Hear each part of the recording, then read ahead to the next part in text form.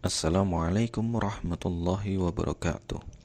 Rabbi shrah li sadri wa yassir li amri wahlul 'uqdatam min lisani yafqahu qawli.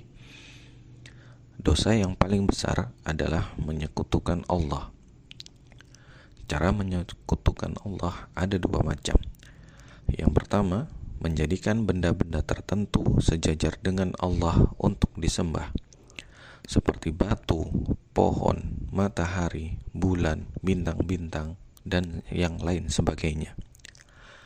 Penyembahan kepada yang disebutkan tersebut adalah syirik yang besar dan tidak dapat diampuni dosa orang tersebut, sebagaimana dijelaskan dalam firman Allah surat An-Nisa ayat 48 yang artinya,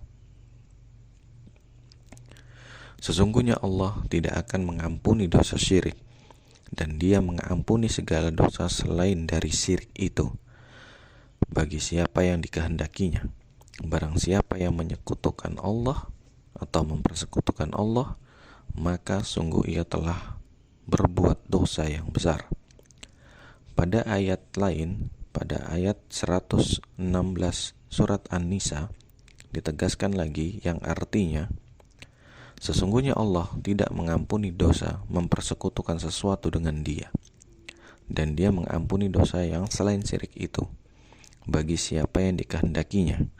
Barang siapa yang mempersekutukan sesuatu dengan Allah, maka sesungguhnya ia telah tersesat sejauh-jauhnya. Kemudian pada ayat yang lain, yaitu pada surat Luqman ayat 13, Allah berfirman yang artinya, dan ingatlah ketika Luqman berkata kepada anaknya di waktu ia memberi pelajaran kepadanya, hai anakku, janganlah kamu mempersekutukan Allah. Sesungguhnya mempersekutukan Allah adalah benar-benar kezaliman yang besar. Kemudian pada surat Al-Maidah ayat 72, Allah Subhanahu wa taala berfirman yang artinya, sesungguhnya orang yang mempersekutukan sesuatu dengan Allah, maka pasti Allah mengharamkan kepadanya surga, dan tempatnya adalah neraka. Tidaklah ada bagi orang-orang zalim itu seorang penolong pun.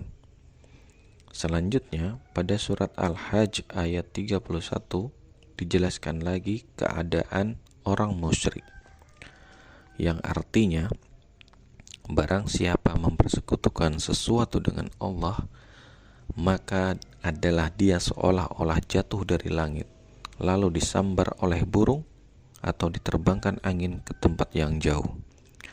Demikian dosa syirik, sehingga orang tidak mungkin bebas dari azab Allah dan selama-lamanya kekal dalam neraka. Ayat-ayat di atas tersebut dipertegas kembali oleh sabda Rasulullah Shallallahu Alaihi Wasallam yang artinya, sesungguhnya Rasulullah Shallallahu Alaihi Wasallam bersabda, tidakkah sudah pernah kuberitahukan kepadamu mengenai dosa yang paling besar? Beliau ulangi sampai 3 kali. Mereka menjawab, benar ada ya Rasulullah. Lalu beliau berkata, menyekutukan Allah, durhaka kepada ibu bapa. Beliau bertelekan di atas tangan beliau, lalu duduk seraya berkata, ketahuilah, berkata dusta dan saksi palsu. Kalimat itu terus diulang-ulang sehingga kami berkata dalam hati, mudah-mudahan beliau berhenti berbicara. Hadis riwayat muttafaqun alaih. Beliau juga menyebutkan hadis yang telah dikemukakan pada pendahuluan tentang dosa besar tersebut. Kedua, riya, yaitu memperlihatkan amal ibadah kepada orang lain. Beribadah karena tujuan tertentu, seperti ingin dianggap soleh dan tekun beribadah. Padahal kalau ia beribadah sendirian, tidak demikian. Begitu juga karena malu kepada seseorang atau karena mengambil hati orang tertentu. Jadi, semua amal yang dilakukan tidak karena Allah dan tidak ikhlas sudah tergolong ke dalam perbuatan riya.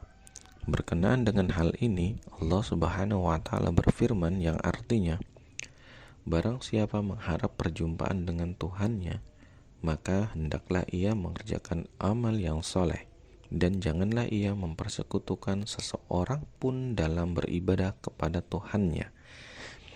Surat Al-Kahfi ayat 10. Kemudian Nabi SAW bersabda yang artinya,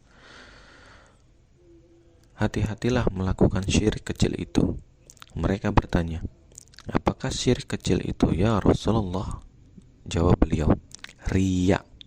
Nanti Allah akan berkata pada hari pembalasan bagi hamba mengenai amal-amal mereka itu, pergilah kamu kepada orang-orang yang kamu perlihatkan amal-amal kamu kepada mereka itu sewaktu di dunia. Perhatikanlah, apakah kamu ada mendapat balasan dari mereka tersebut? Hadis riwayat Ahmad.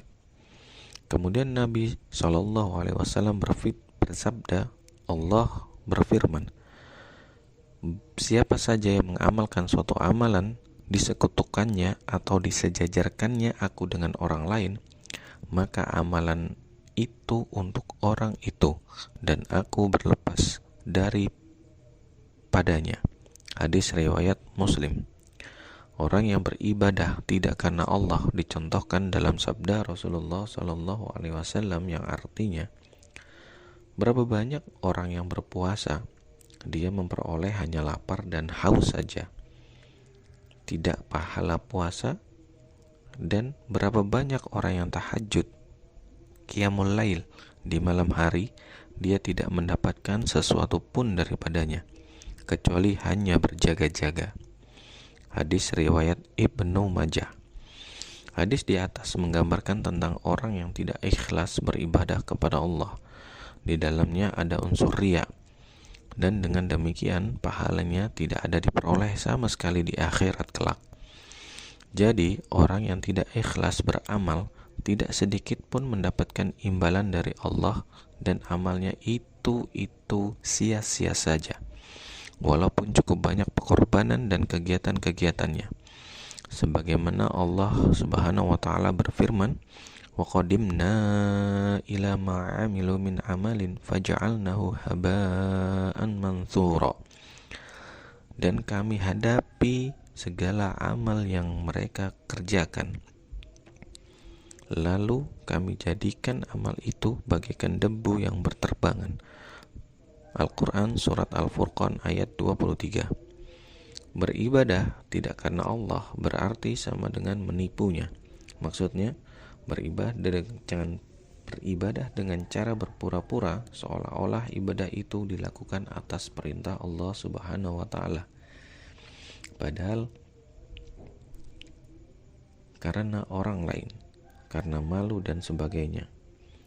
Pada suatu ketika Rasulullah pernah ditanya, apakah yang dapat membebaskan seseorang dari siksa?